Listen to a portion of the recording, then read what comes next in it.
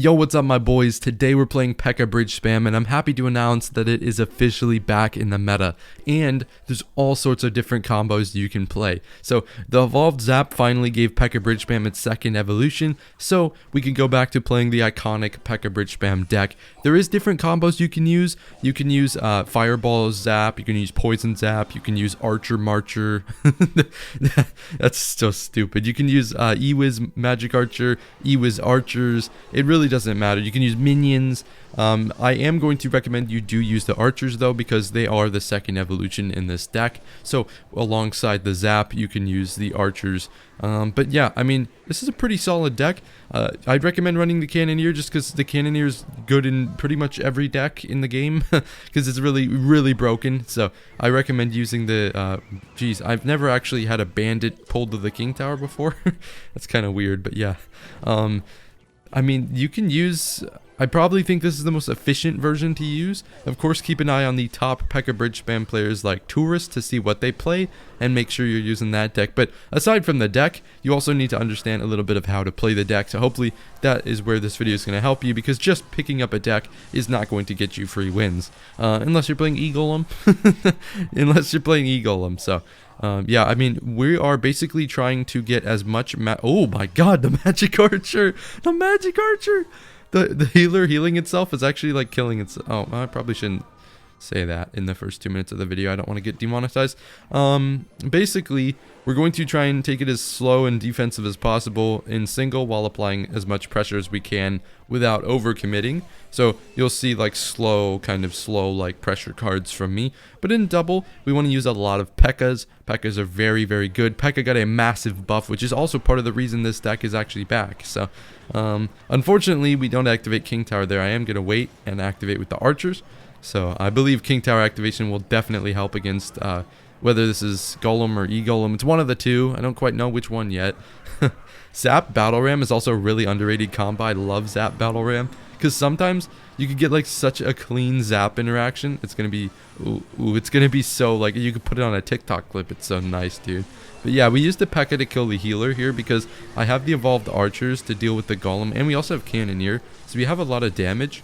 I used the Magic Archer first to try and bait out his Tornado, and now we can apply opposite lane pressure because the archers are going to defend everything if he doesn't back it up, and so forcing him to go to the opposite lane and play defense means he can't back up his push, and we're going to beat a Golem player pretty easily right off the bat. So basically the Pekka is going to be great for defense, but don't be scared to use your other cards as well on defense, even against Golems, E-Golems, Royal Giants, anything. Alright, we got our next game versus Till. We got a nice little starting hand. The good thing about this deck is you can start with pretty much whatever play you want, except probably not Pekka in the back first play. You do want to start out Pekkas in the back, but probably not first play, if I had to guess, because that can lead to, you know, you needing a Pekka for something they have, like if they have like a Goblin Giant or something and you use your Pekka and they defend it for cheap, then you're kind of screwed. So we kind of want to save the Pekka until we know what they're playing.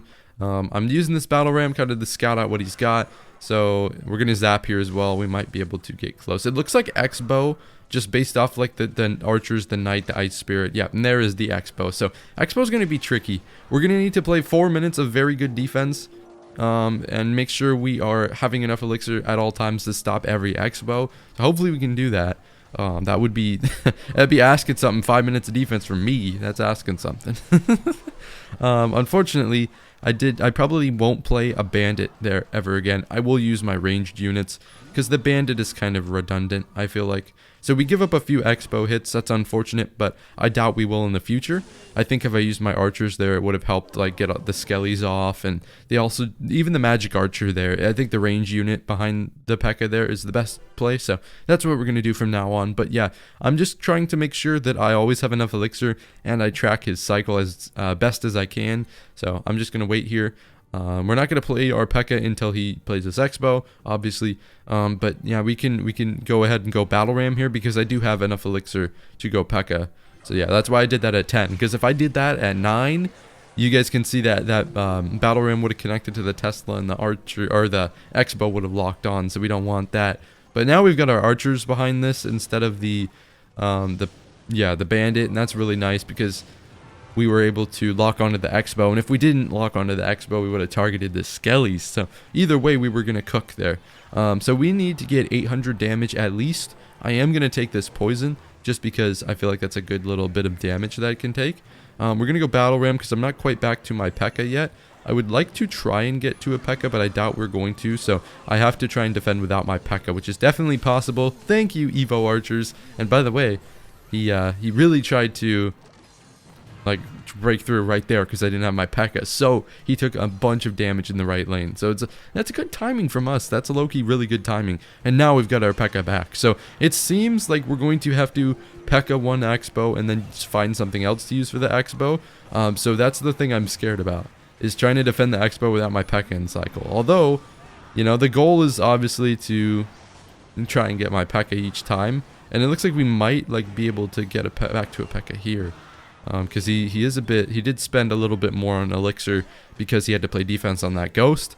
So now we're back to a Pekka. So yeah, that's good. This cycle for this deck is not very slow. It's pretty, you know, for being a Pekka deck, it's not that slow. We're gonna use a poison here this time to try and tick away at the Expo, and then we just need to get like one hit from the Ghost. Okay, well, we don't need that. So nice. We like to see it.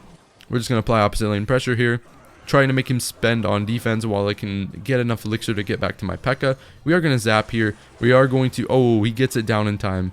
I don't quite want to match... actually...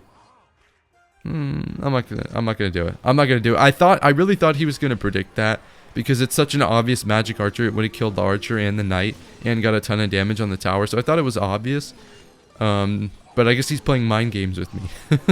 I guess he's playing mind games. But I didn't expect to get played mind games on by Expo players, but it is what it is. Battle Ram should take out this Tesla here, and now triple elixir means he's going to spam even harder, but it also means we have a bit of a faster cycle. I'm going to go poison here, assuming that he has some way planned to take out our Pekka. He doesn't look like it. The Pekka range buff is actually going to help a ton here too, because it's going to make it way easier to take out the Expos. And now we're back to another Pekka. I believe I'll be able to get it down. Yeah, we'll be able to get this down. Nice. Yeah, I mean, this is just 5 minutes of defense. It seems boring, but it's actually kind of scary trying to make sure I can defend a Pekka. But yeah, I mean, we were able to get that big chunk of damage early in the game because we managed to catch him going all in on his push, because I wanted to make it look like I wasn't going to be able to defend properly. So he went all in, and all we needed was just a little bandit on the right lane, and that got us the damage we needed to win the game. Obviously, we took the tower here, but you know what I'm saying, bruh. Alright, so we've got Simon. God, that's the weirdest way to spell Simon, I think. Or one of the weirdest way. I mean, I feel like having like SCYOUMOUN would be kind of weird too. This guy reminds me of Michael from the chat, from the YouTube stream. Shout out to Michael if you're here. M-I-K-L-E. The weirdest way to spell Michael I've ever seen in my life. But shout out to him, bruh. Alright, so looks like Royal Giant, if I had to guess. I mean, you just see the Fisherman Ghost and know that is usually put in Royal Giant. So that's what I'm thinking here. We should be having this queen pretty low, pretty much one tap to anything. We do get a big chunk of damage, that's really nice. Going up damage early by being super aggressive, we love it. So Royal Giant's actually, I think, it's definitely a good, solid matchup if we play pretty much perfectly, because the whole thing is our Pekka is good against the Royal Giant, right? So his goal is going to be to try and get our Pekka out on something other than the Royal Giant, or to try and outcycle our Pekka with his Royal Giant. And Royal Giant players do tend to have a... that Royal Ghost is down bad, bro. He wants that bandit so bad. That's so stupid, bro. He chased that bandit all the way across the arena, bro. Bro was down bad. Death race for some... Okay, I'm not going to say that. Okay, we're going to go zap here and connect with that beautiful zap. Oh.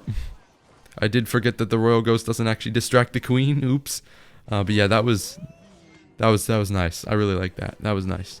Yeah, with the Cannoneer, we don't have to worry about responding to little units like that as well, so it's kind of nice.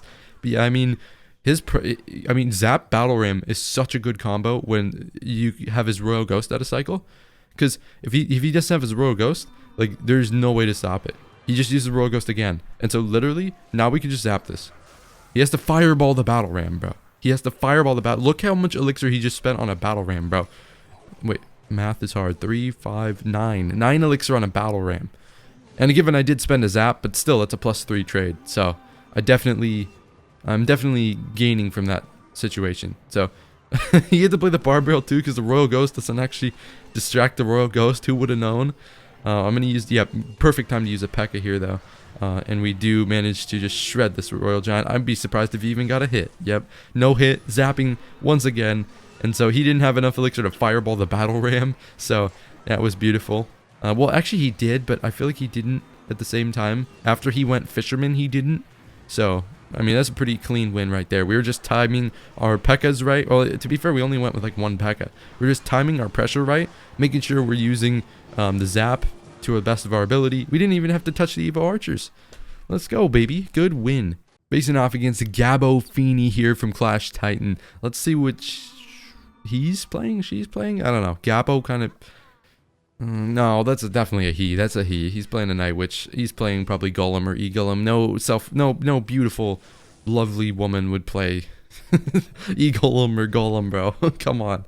That's just, I mean, I think that's always good to poison the pump there. Especially since the Night Witch is now out. That's just like a win-win for us. We have to respond to bats, because we are running the Cannoneer. That's the downside to running the Cannoneer tower. We're going to have to respond to things like the bats. And like the goblins and stuff like that. But yeah, we'll just go battle. Ooh, you're spending a lot of elixir. I wonder if I don't think we need a zap here. We're actually just gonna get, we're gonna get fed. We're gonna get fed. Look at this magic archer, bro. Oh my goodness. Oh my goodness. Oh my goodness. Oh, dude. Oh my god, magic archer. Oh my god. Oh my god. Dude, he just did like, what was that? Like 2,800 damage or something, bro? That is ridiculous. That is actually insane. Bro just did like 10,000 damage.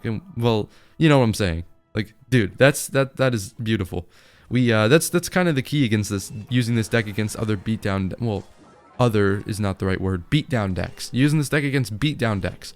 We want to try and apply pressure once they're down elixir, force them to be down even more elixir, and then hit them hard with the opposite lane. And the magic archer there clutching up big time for us. So we're gonna try. This is just a free poison. I mean, we're gonna hit the pump and the Night Witch, and I believe the bandit will charge on this and kill the death bat. Dude, this is perfect. He has to pump again. Yeah, he's down a lot. He is down a lot, my friends. That's in this. So this makes defense a lot easier, I think. Well, to be fair, he is probably going to go in with one huge, massive push. Oh, wait. No, I forgot this is the strategy they use. They separate their pushes. Yeah, this is going to be tough. Ooh, but I have something. The Evo Zap. Ooh, he's going to kill 3 of the bats. Why did I say he? The Zap is not a sentient being. The Magic Archer again. The Magic Archer. Oh my god, the Magic Archer. Look at that, bro. That is insane. The Magic Archer is him. And we're back to another poison, because this deck does not have a very... It has a pretty fast cycle for being the average elixir cost that it is. So that plus the Cannoneer allows us to pretty much steamroll this kid. And you know what? Any deck that steamrolls E-Golem is a friend of mine. Wait, that doesn't make... I really need to stop like the onomatopoeias, bro. We got no Roy coming in here. I think what I was trying to say is personification, not onomatopoeias. I really need to... I did this last video with the freaking Tesla. I need to stop with the inanimate objects, bro. I need to, well, that sounds bad. No, that's...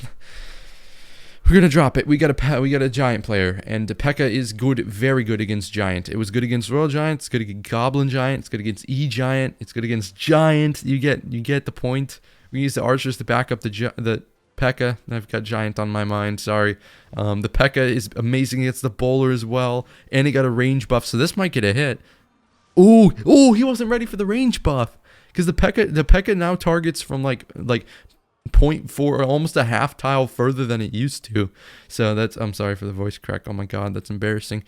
Dude, that's honestly crazy. That's honestly crazy. I love that, bro. That is insane.